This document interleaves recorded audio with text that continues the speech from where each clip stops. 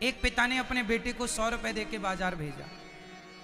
बेटा 100 रुपए लेके मैया बाजार गया तो वहां एक मंदारी बंदर को नचा रहा था। मंदारी बंदर को नचा रहा था तो वो वहां नाच देखने में लग गया। नाच पूरा हुआ तो बंदर ने कटोरा उठाया, सबसे मांगा तो इसके पास कितने रुपए थे? कितने? 100 रुपए थे। पिता ने दिया था बाजार से ताजे ताजे फल लाने के लिए। इसने 100 रुपए निकाले। वो इतना इंप्रेस हुआ ना बंदर के खेल से कि इसने 100 रुपए बंदर को दे दिया।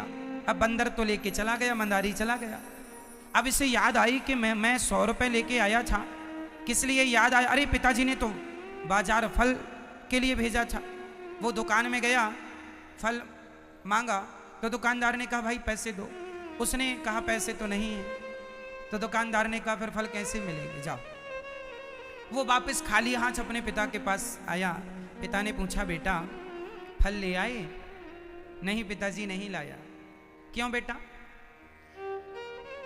बोले फलों की दुकान तक मैं पहुंचा तो लेट हो गया।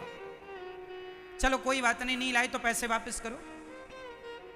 पिता ने कहा पैसे दो तो बेटे ने कहा पैसे तो खर्च हो गए। कहां खर्च हो गए? बोले मंदारी बंदर को नचा रहा था, अच्छा लगा, वहां खर्च हो गए। पैसे दिए किसके लिए थे? फलों के लिए। खर्च कहां कर दिया? बंदर के नाच में। ये छोटी सी कथा जो आपने समझ ली, अब मैं इसे जीवन की कथा से जोड़ता हूं, समझिएगा। एक पिता ने अपने बेटे को कितने रुपए दिया था? दो जोर से 100 रुपए। वो पिता है परमात्मा और वो बेटा है आप सब, हम सब। 100 रुपए देके भगवान ने हमें भेजा है। 100 रुपए मतलब 100 साल की उम्र। 100 रुपए मतलब 100 साल की उम्र। किसी को 100 साल, किसी को 50 साल, किसी को 80 साल, किसी को 100 रुपए, किसी को 70 रुपए, किसी को 80 रुपए, किसी को 40 रुपए। जितनी आयु है उतने रुपए। आपको भगवान ने कहां भेजा है? बाजार। ये संसारिक बाजार है। ईश्वर ने 100 रुपए देके हमें बाजार भेजा है। किसके लिए? फल लाने के लिए। कौन से फल? अच्छे अच्छे कर्मों का फल। अच्छे अच्छे कर्म करो और अच्छे अच्छे कर्मों का फल त्वदीयं वस्तु गोविंद तुभ्यमेव समर्पयेत्। हे प्रभु, मेरे द्वारा किया गया सारा पुण्य मैं आपके श्री चरणों में समर्पित करती हूं या करता हूं, है ना। तो अच्छे अच्छे कर्मों का फल लाने के लिए भगवान ने हमें संसार में भेजा। लेकिन यहां पर हमने एक मदारी का खेल ही देख लिया। ये मदारी का खेल क्या है? पति पत्नी, गृहस्थी। ये गृहस्थी मदारी का खेल है। बोलो गृहस्थी क्या है कि नहीं? बोलो हाँ या ना। छोटे छोटे बच्चे नाचते हैं, मम्मी बोलती बेटा नाचो, बच्चा नाचता है, हंसी हंसी माँ बड़ी खुश होती है। फिर बच्चा बोलता माँ आप नाचो तो माँ भी नाचती है। कभी वो आपको नचाए, कभी पति बोलता पत्नी को तुम नाचो आज हम तुम्हारा नाच देखेंगे। कभी पत्नी बोलती है पति से आप नाचो आज हम आपका नाच देखेंगे। तो कभी पत्नी नचाती है, कभी पति नचाता है, कभी बेटा नचाता है, कभी माँ नचाती है। कभी ये बूढ़े बूढ़े लोग नचनियों का नाच देखने जाते हैं। हाँ, नाचने का मुजरा अब तो कम गया, पहले तो खूब मुजरा देखते थे बूढ़े लोग। कुल मिला के एक नाच रहा है, दूसरा नचा रहा है। क्या सही है ये बात? गृहस्थी में पत्नियां कई बार गुस्से में कहती हैं हम सवेरे से शाम तक नाच रही हैं। तो बंदरिया बनी तो नाचोगी ही। पुरुष भी कहता हम सवेरे से शाम तक नाच रहे हैं। तो नाचोगे क्योंकि बंदर हो।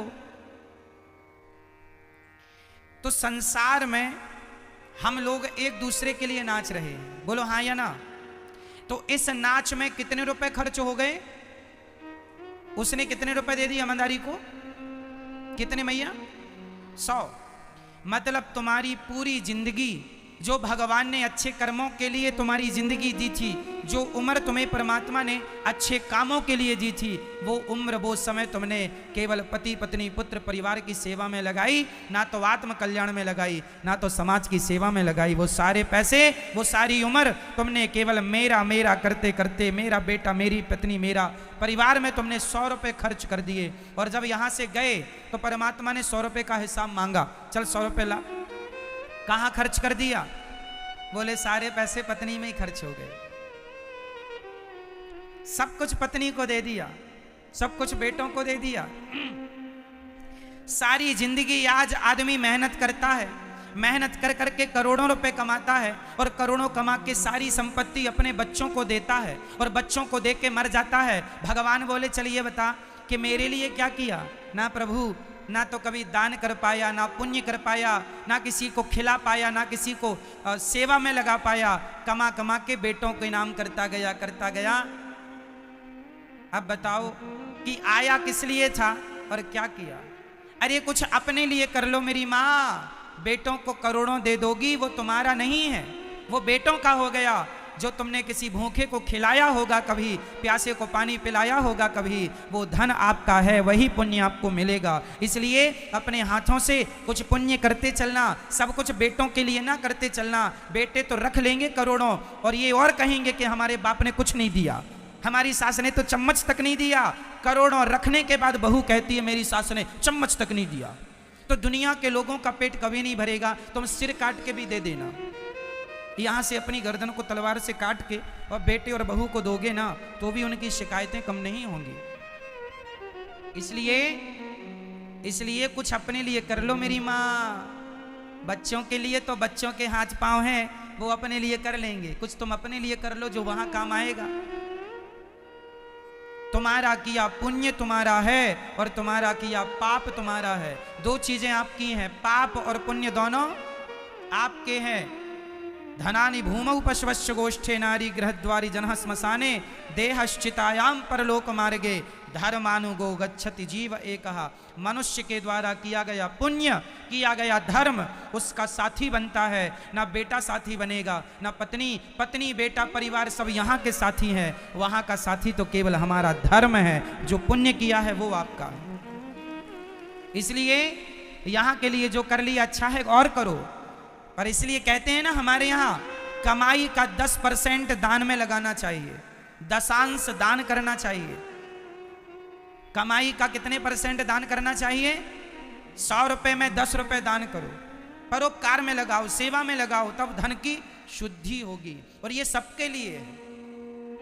लेकिन आज का आदमी केवल रख रहा है, उसे लगता है मैं बांध के ले जाऊंगा। मैया आपके बाप दादे भी कुछ बांध के ले गए हैं?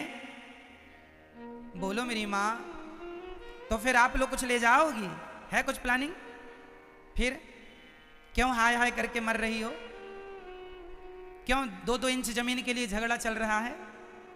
जब बांध के कुछ नहीं ले जाना तो किस बात का विवाद है? किस बात का मनमुटाव है? किस बात का झगड़ा है? जो ले जाना है वो कौन सा धन जाएगा? पायो जी मैंने राम रतन धन पायो, वो धन तुम्हारे संग जाएगा। वो कमा लो जितना कमा सको, नेकी का, परोपकार का, सेवा का। वरना जो 100 साल की तुम्हारी उम्र है ना मेरी माँ, जब इसका हिसाब ईश्वर मांगेंगे तो दे ना पाओगे। अच्छा बताइए, आपकी जितनी उम्र है, इस उम्र में अभी तक आपने क्या ज्यादा किया है, पुण्य की पाप? बोलो, क्या ज्यादा किया है? भैया बताओ, अपने से बताओ, हमें सुनने की, हम क्या करेंगे जान के। आप अपने से बता लो कि आपने ज्यादा क्या किया है इतनी उम्र में अभी तक, पुण्य किया कि पाप किया? बोलो जोर से। मैया क्या किया? आपकी अंतरात्मा कह रही है ना कि आपने पाप ज्यादा कर लिए हैं। तो मुझे ये बताओ कि पाप का दंड भोगने नरक जाना पड़ेगा।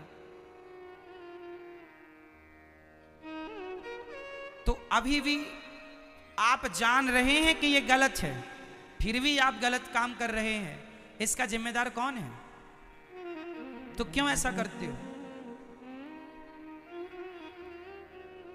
मेरी मां, हर सांस का, हर श्वास का तुम्हें हिसाब देना है। वहां सरकार को हमें हिसाब देना पड़ता है ना, इनकम टैक्स देना पड़ता है। आप लोग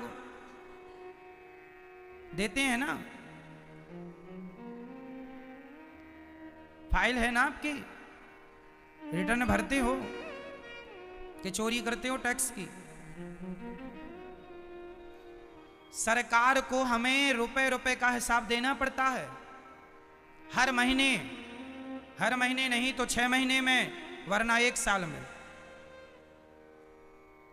जब सरकार को हिसाब देना पड़ता है सारी कमाई का, तो सारी जिंदगी में जो किया है वो हिसाब भगवान को भी तो देना पड़ेगा। जा करके हिसाब मांगेंगे वो, फिर नजरें उठा पाओगे। यहां क्या